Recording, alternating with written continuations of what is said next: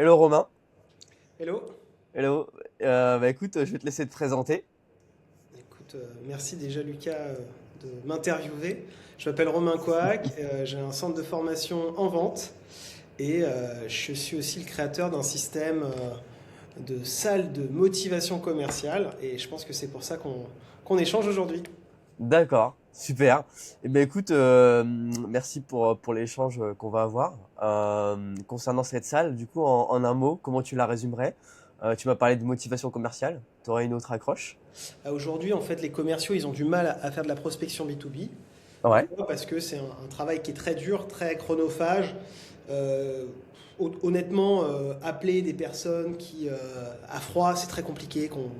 Elles n'ont pas le temps, elles n'ont pas d'argent, pas de besoin. Et donc, c'est vrai que c'est une activité qui est très prenante et qui se résout que par la pratique, parce qu'on a quand même besoin de trouver des solutions, c'est-à-dire de prendre des rendez-vous.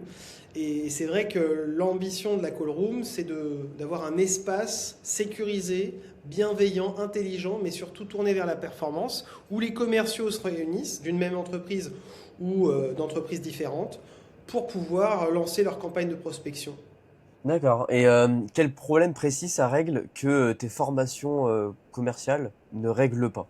Bah, par définition, une formation, il y a un début, une fin, et des compétences acquises. Pour moi, un bon formateur, c'est quelqu'un qui est en capacité de transmettre sa compétence. Alors moi, pour moi, il me faut 3 mois à peu près pour transmettre la compétence en B2B, hein, dans tous les sens, euh, et toutes les compétences qu'on peut imaginer.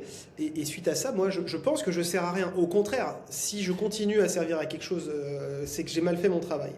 Et donc la question après, c'est que dès qu'on a formé, donc on voit les évolutions de compétences, qu'est-ce qu'on fait après?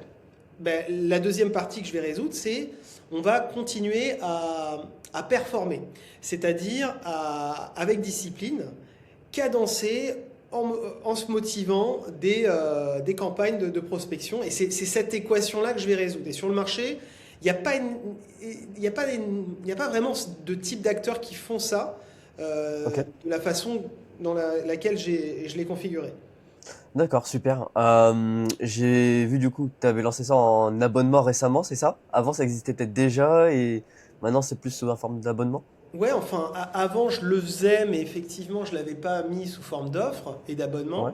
Là, c'est vrai que là je suis sur une phase de commercialisation. Donc là, l'idée c'est de pouvoir accompagner des entreprises qui ont des commerciaux, qui font de la prospection à froid et qui ont 2 heures dans la semaine pour faire cet exercice. Et au lieu de Ok. le faire seul, on va le faire ensemble. Ok. Tu vises quel type d'entreprise? Est-ce que tu as, une niche définie? Alors, en fait, j'ai pas de secteur d'activité. Après, il faut savoir qu'il y a des secteurs il y a des secteurs d'activité qui sont par définition, on est obligé d'aller chasser, les secteurs de la tech. Pourquoi? Parce que par définition, la tech, c'est assez innovant, les solutions qu'on propose. Et Mhm. donc, il faut aller chatouiller des contacts, des interlocuteurs. Et ce travail-là, il peut se faire bien sûr avec du marketing, mais ça coûte très cher. Il peut se faire avec des mails, c'est passionnant. Mais il se fait surtout avec une approche directe, d'humain à humain, en allant chatouiller en fait ces interlocuteurs. Et donc, D'accord. on va dire Ok. essentiellement, c'est vrai que ça marche plutôt bien avec les boîtes de la tech, Mhm. aussi du service, et après dans d'autres types de secteurs. D'accord, super. C'est vrai que c'est assez concurrentiel, la prospection, prospection à froid. Un petit coup de boost de temps en temps, ça fait pas de mal. Est-ce que tu pourrais me dire combien tu as pu obtenir de clients à peu près et combien coûte un abonnement au sein de ta salle virtuelle? Alors là, je suis en phase de commercialisation. Donc moi, mon but, c'est pas d'enquiller les clients en volume, c'est plutôt en valeur. Ouais. C'est-à-dire de faire de prouver que le système fonctionne plutôt efficacement. Ok. Et pour ça, j'ai pris quelques références d'acteurs assez innovants, notamment ben, un leader aujourd'hui de la gestion, génération de leads. Mhm. J'ai pris aussi un acteur dans l'agentique IA et des acteurs dans le marketing aussi. Donc j'ai préféré encapsuler en fait des acteurs et des références qui sont assez innovantes ou soit leaders dans leur marché. Et là, je les accompagne. En tout cas, ils sont aujourd'hui dans le dispositif. D'accord. Comment est-ce que tu fais clairement pour comment dire pour convaincre un CEO d'investir? Quels sont les mots que tu utilises et comment est-ce que tu fais? Est-ce que tu te déplaces physiquement plutôt qu'à distance? Alors, pour convaincre un CEO, je pense que si vous le savez pas, il y a deux mots-clés, c'est l'argent et le temps, hein, donc en fait, si on lui dit on fait gagner de l'argent et du temps, le CEO, il est en général assez réceptif. Après, c'est le système que j'ai mis en place, il est virtuel, donc il n'y a pas besoin de se déplacer. Au contraire, hein, moi, si les commerciaux sont à Miami en train de siroter un mojito ou en Islande en train de découvrir des cascades, moi, c'est pas grave. Au contraire, c'est Ok. tant mieux. S'ils ont 2 heures dans leur semaine et qu'ils font leur pros à froid avec moi et avec les équipes, bah, c'est tant mieux. Parce que l'objectif, c'est ça, c'est de pouvoir casser toutes les frictions commerciales de logistique, hein, de déplacement, pour se concentrer sur les calls et puis après sur la motivation et la discipline surtout, hein. Moi, mon système, c'est de la discipline. C'est comme à la salle de sport. On ne vient pas une fois pour penser avoir des résultats. On y vient toutes les semaines et on le fait toutes les semaines. Toutes les semaines? Pendant combien de temps? Alors, c'est des cycles de 6, 9, 12 mois. Ok, super, super. Et comment est-ce que tu arrives à gérer le fait que parfois peut-être certains ne voudraient pas venir, seraient récalcitrants? Alors en général, l'idée c'est qu'ils sont déjà au début, ils sont informés en fait, ils sont dans le dispositif de monter en compétences, donc ils sont déjà conscients qu'ils ont eu des enjeux Ouais. et de toute façon le commercial doit produire des rendez-vous. Donc en fait, qu'il le fasse tout seul ou avec moi ce que je lui souhaite c'est bon courage. S'il a des résultats, c'est tant mieux. Après la question c'est s'il n'a pas de résultats ou pas assez selon lui ou Mhm. d'une façon douloureuse. Ben, je l'invite à venir découvrir gratuitement déjà une session d'essai pour qu'il comprenne un peu la dynamique qu'on met en place.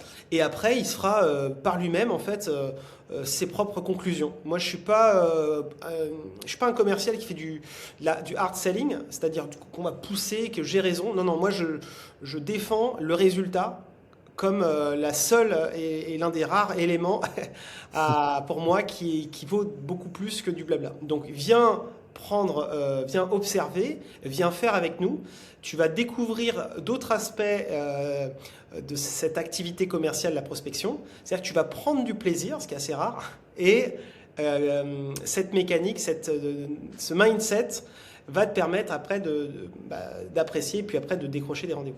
D'accord. Et tu es présent à chaque fois, tout le temps. Alors, soit j'y suis là de toute façon là pour les sessions, mais après j'ai aussi la possibilité d'avoir des animateurs. Ok, super, super.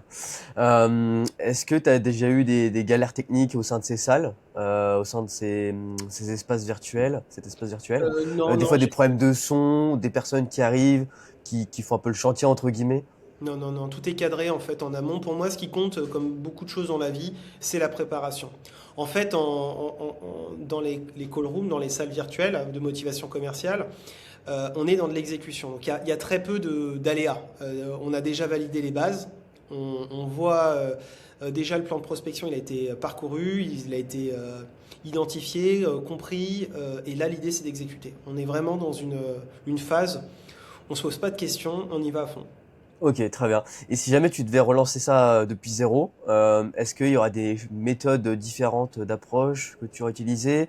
Euh, Peut-être que tu aurais investi dans de la pub ou d'autres techniques, d'autres méthodes Alors, en termes de prospection pour acquérir des clients, pour mon centre, là, pour pour le centre de formation et pour la call room, pour les deux. Est-ce que tu alors, aurais changé certaines choses au vu de ton expérience que tu as acquis au fur et à mesure des années? non, mais après, moi déjà, je suis ravi de, de faire ton podcast. Moi, pour moi, c'est des leviers, c'est l'occasion de partager des approches un peu différentes. Et c'est vrai que non, aujourd'hui, en B2B, hein, il y a pas 50 leviers, hein. Il y a les salons, on vient soit en visiteur, soit on a un stand, on a aussi des prescripteurs, hein. Mhm. Moi, aujourd'hui, j'ai des grands acteurs, comme je te l'ai partagé, une référence assez, un leader sur le marché qui m'accompagne. J'ai aussi des sponsors. J'ai un podcast qui s'appelle Outils Business, où là, j'ai la chance aussi, tu vois, de pouvoir animer et avoir un écosystème. J'ai la chance d'avoir des acteurs comme toi qui veulent vulgariser, qui veulent expliquer, qui, qui, euh, qui sont aussi une forme de prescripteurs. Donc après, classique, j'exécute ce que je vends, c'est-à-dire je fais aussi des prospections à froid pour le compte de mes salles virtuelles. Tu montres l'exemple. J'ai pas le choix. Pour construire tout ça, quels outils tu as utilisés, que ce soit aussi bien pour obtenir des numéros de prospects, pour construire la salle virtuelle, enfin oui, quelle est la stack technique utilisée? Non, mais après, je m'appuie en fait sur des solutions qui sont existantes. Mhm, Donc en fait, pour la salle virtuelle, c'est les bureaux virtuels. mhm, Pour la partie plan de prospection, c'est pareil, c'est issu en fait des CRM de mes clients. mhm. Ça peut être aussi des Excel hein, si le client il n'est pas équipé. Et après pour l'enrichissement, c'est ouais, c'est des acteurs qu'on connaît, hein, des Casper, des Lusha, des Full Rich qui vont pouvoir valider comme tout plan de prospection en fait une liste activable de prospects. D'accord. Est-ce que tu as une estimation un peu des coûts mensuels que ça représente, l'ensemble de ces outils? Alors pour faire tourner mon business, Ouais. Est-ce que tu as une estimation, bah oui, régulière, vraiment les coupures de chaque, d'un total de tous non, ces mais outils? après voilà, bah après je sais pas jusqu'où on peut aller, mais vu que j'ai un CRM, forcément j'ai un CRM. J'ai aussi un système comptable. Mhm. J'ai aussi un système pour pouvoir faire des vidéos ou du contenu, comme toi, tu vois. J'ai le podcast. Donc tout ça, c'est des coûts marketing. Donc faut imaginer que chaque logiciel peut coûter une trentaine d'euros, tu vois, en moyenne, tu vois. Ouais, ok. Et après, donc là, on en a déjà 5, tu vois. Après, tu as les bureaux virtuels. Après, tu as T'as, pour l'enrichissement, tu vois, les acteurs qui font de l'enrichissement, c'est quoi une cinquantaine d'euros la licence au minimum si tu as des liens de parrainage ou des choses comme ça, ou des offres particulières annuelles ou mensuelles.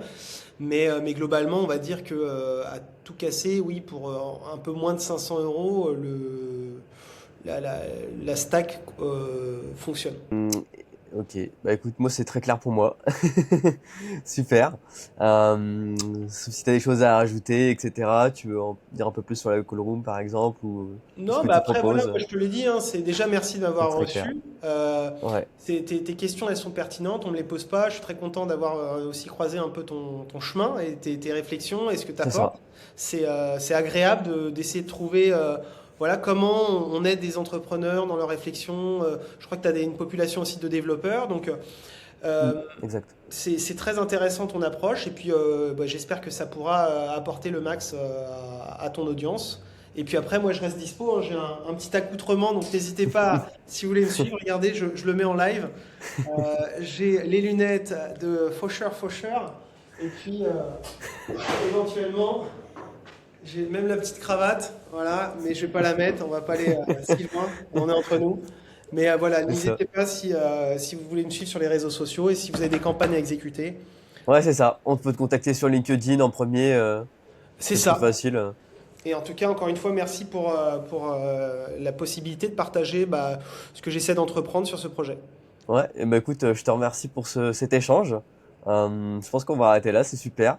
Et je te remercie beaucoup, Romain. Et puis je te dis à très bientôt. Merci à toi, Lucas. Salut. Salut.